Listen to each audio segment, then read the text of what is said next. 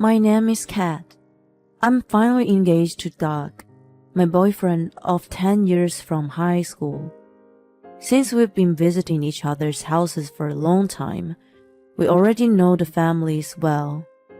We're only in our late 20s, but already have the vibe of a mature couple. You're finally going to be my daughter-in-law. I've been waiting for it. I'm also happy to finally be Mistress Jones like you. Doug's mother, Stacy, was so excited once the wedding preparation started. I adored her, who was always smiling and caring, and started to call her mom over the past 10 years. By the way, where's Doug? We can't decide on the seating if he's not here. I also need to ask him about his rehearsal. I'm at her house to go over the details of our wedding. He and I had different engagements, so we were supposed to meet there. Oh, he texted me earlier that he got some urgent things to take care of. He said we could decide ourselves.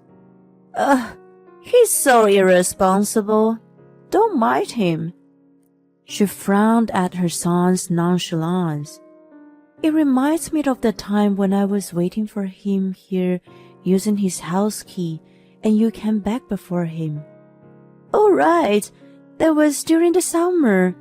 I remember he didn't come back for a while, so we had fun chatting away. He supposedly bumped into the friend and ended up hanging out with him at the time. His habit of canceling plans has been going on for a long time. I got used to dealing with it after 10 years. Stacy and I reminisced about the past while working on the wedding plan together. Doug kept canceling the preparation for our wedding after that. His habits seemed to get worse than before, and he was aware of it himself. I know I'm acting weird lately. Perhaps I got pre-wedding blues. I'll get over it soon, so please be patient with me. I reluctantly showed my understanding when he excused himself, but I'd actually wanted him to apologize, instead of asking me to tolerate him. Wasn't it usually the bride who had the pre-wedding blues? Besides, was he really that sensitive? Never mind. By the way, what should we do for our honeymoon? Where do you want to go? I'm not keen to go overseas. I can't speak any other language than English anyway. I prefer to go somewhere within the country, like New York City, and eat. You're so not romantic. Well then, should we go to New Orleans and have jambalaya?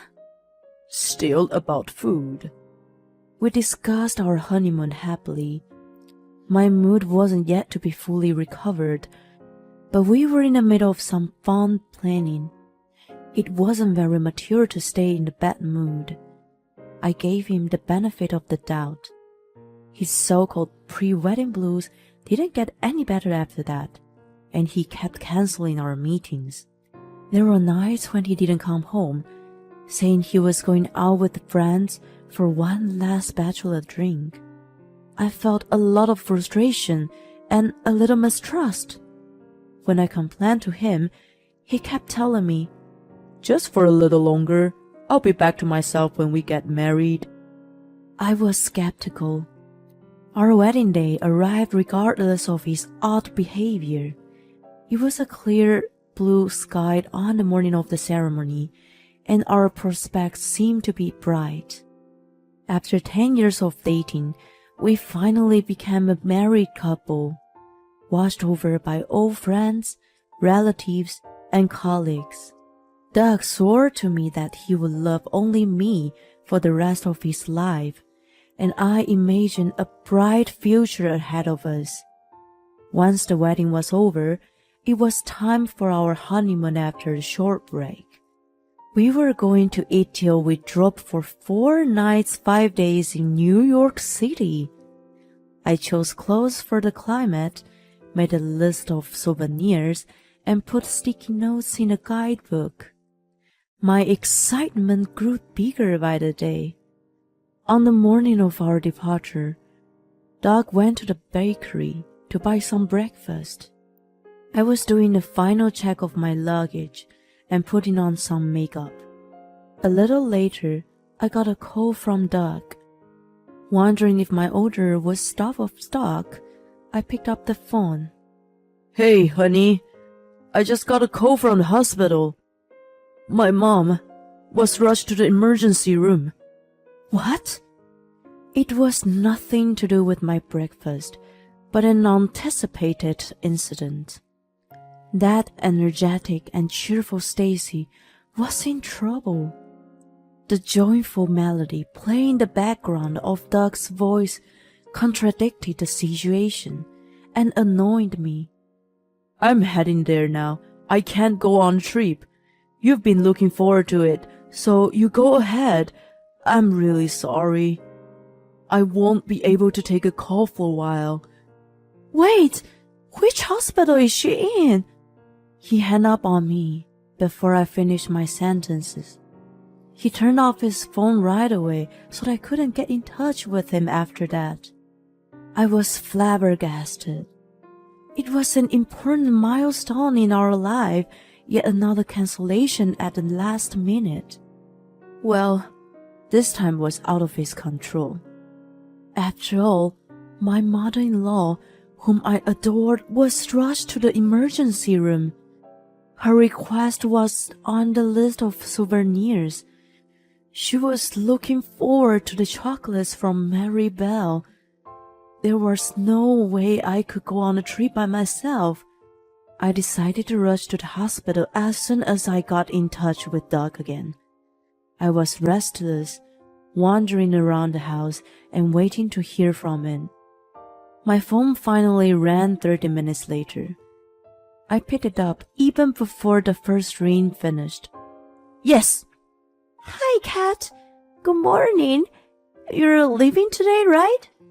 It seems cold there, so take care and enjoy your trip. Wait, is this Mom? The code was from the one who had supposedly been rushed to the hospital. I picked up the phone without checking the caller on the screen. I was totally confused about what was happening. Did Doug have two mothers? Maybe that one I knew was an adoptive mom, and he had a birth mom? Is this really Mom? What's wrong with you? Why do you sound so strange? It was her for sure. I thought you were taken to the hospital. Huh? For what? I'm good as usual. She sounded dubious. I realized that Doug lied to me. It didn't matter to him that we just got married, but why? I couldn't figure out the reason. When Stacy finished listening to my explanation, she lowered the tone of her voice. I see. I'm really sorry about my idiot son. I don't know what he's trying to do. Well, can you hold for a minute? I didn't know why, but I was bothered by something. It was the cheerful melody I could hear in the background on Doc's call. I opened my tablet to see if I could figure out what was bugging me. My hunch was on point, and I found what I wanted to know right away. Hey, Kat, what's going on? Mom, do you want to go on a trip with me? What? Let's go to New York City together. I could feel that she was contemplating. My brain cells began to work toward revenge against Doug. Watch out, bastard. Stacy and I enjoyed our trip and returned home after 5 days. Doug never called me, but sent me texts like, "Having a good time? Don't worry about my mom." I was amazed by his foolishness.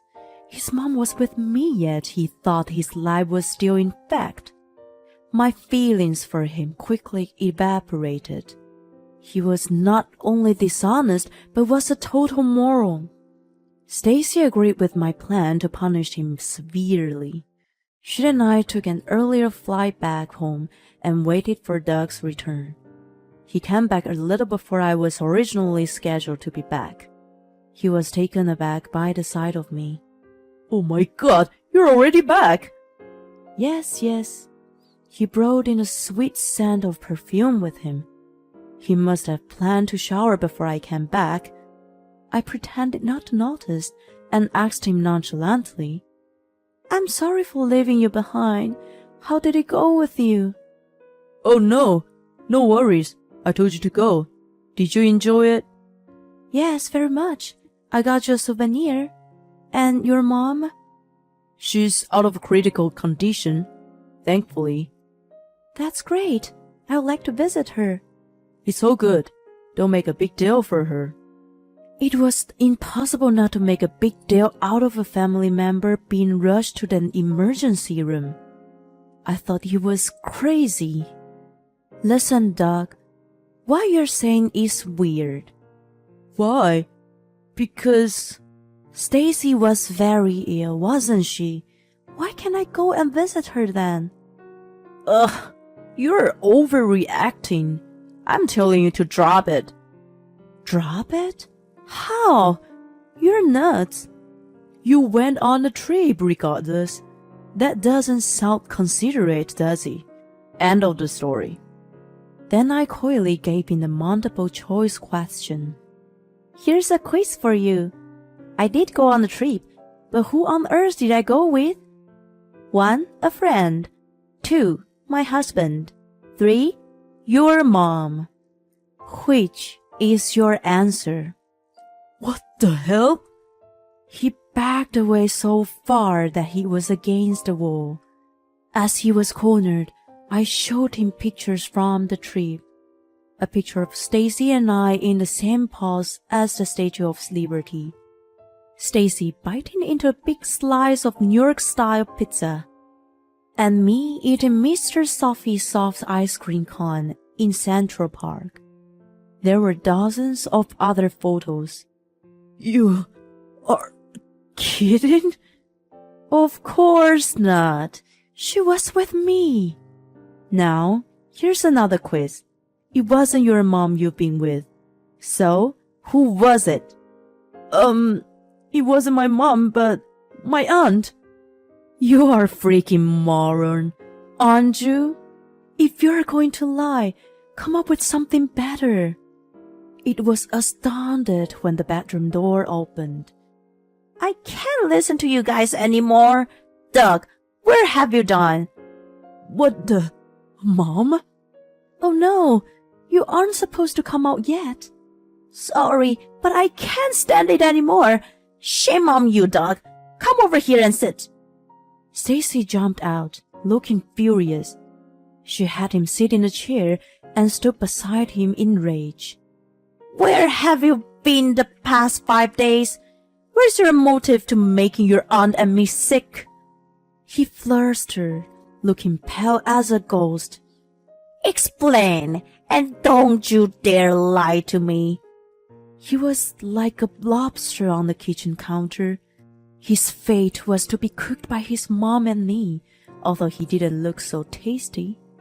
To sum up his story, which he explained in agitation, he was, indeed, cheating on me.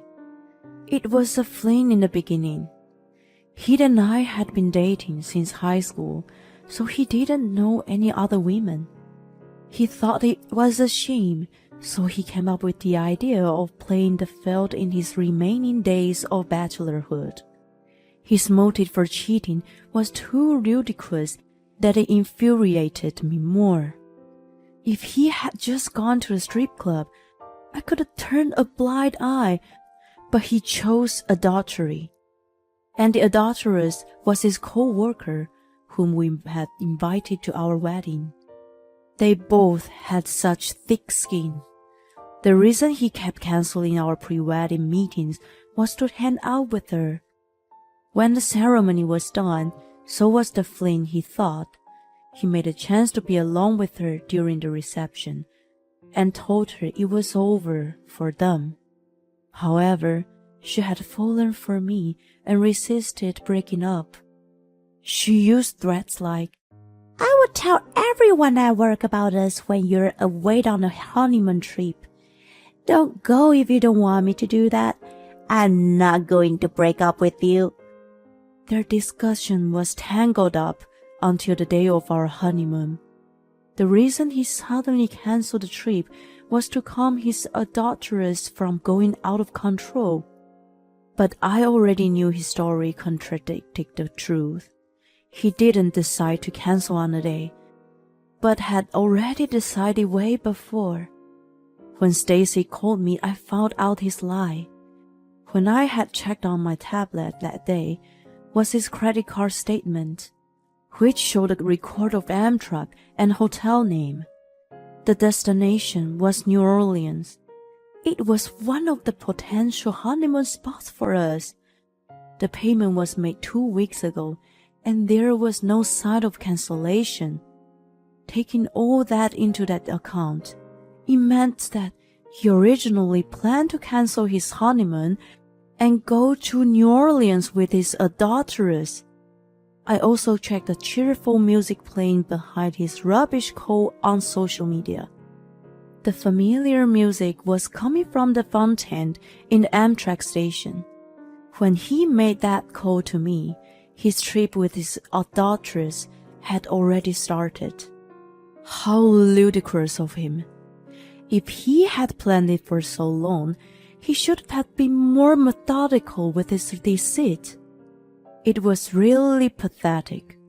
When I exposed his lie, to my surprise, he started crying. I was the one who should have been crying, and not him who created the fiasco. He had already lied when he swore at the wedding that he would only love me for the rest of his life. He lied about his mom being rushed to the emergency room, and again lied about the sudden cancellation of our honeymoon. How could I trust him after all these lies? He may have been seeing other women when he canceled our plans before this. 10 years of our relationship had completely fallen apart, and I couldn't return to it. I want a divorce. Wait a moment, honey. I'm really sorry. Let's start over. We've only been married less than a month. You've got to let this minor mistake go. A minor mistake? Don't you be the judge. He's an idiot, Cat. I apologize on his behalf. You are so insensitive to what you've actually done to her. You won't be able to regain her trust for the rest of your life. Reflect on that, you loser. She fiercely scolded him. After 10 years of dating and 1 month of marriage, he was abandoned by his wife and his mom. He wailed shamelessly in despair. Doug and I divorced in the end. There was not a shred of affection or love left in me after 10 years together. All I had was dismay and coldness. He resisted the divorce for a long time, but he eventually gave up and signed the papers in tears. People around me were stunned to hear about the quick end of my marriage, but when I explained the ordeal, they sympathized with me.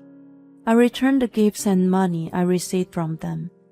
It was easy for me to do because of the alimony from Doug. My coworker says she will set up blind dates for me soon. She tells me to forget about marriage for a while and play the field. I agree with her, and am looking forward to fun encounters. Doug, too, announced his divorce and was surprised, but he couldn't get into the detail. In his case, how could he declare that it was due to his adultery? And the adulteress was in the same office. Anyway, it spread from my side, and almost everyone in his office knew about it. He's frowned upon by colleagues as a guy who canceled his honeymoon for a trip with his adulteress. I would think no company can entrust an important job to such an idiot in the future. He made his bed. Now he has to sleep in it. As for the adulteress, she broke up with him. Apparently, she was a maid poacher. She lost interest in Doug after we separated. She's a villain of all women. I've been scheming to get back at her with the evidence I have. Stacy has been source of all that information. Since I no longer have any relationship with Doug, it's weird to keep calling her mom, but it's also weird for me to call her by her name all of the sudden. I contemplate how to address her in meanwhile. I still called her mom. She couldn't believe Doug's adultery at first and was greatly shocked when she found out. She was consistently on my side after that. When I demanded alimony from him, she even pressured him for me. I wondered why she was so cooperative regardless of our 10-year relationship. I would think that she would try to protect her own son. So I asked her one day. Her eyes stare into the distance while she explains to me. To be honest, I've been cheating before.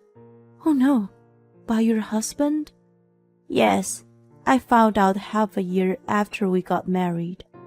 Seeing her always cheerful, I never imagined she went through such a terrible thing. But when I was a newlywed, the position of women was still weak in society. When I cried to my mother-in-law, she snapped at me, saying it was a wife's duty to turn a blind eye.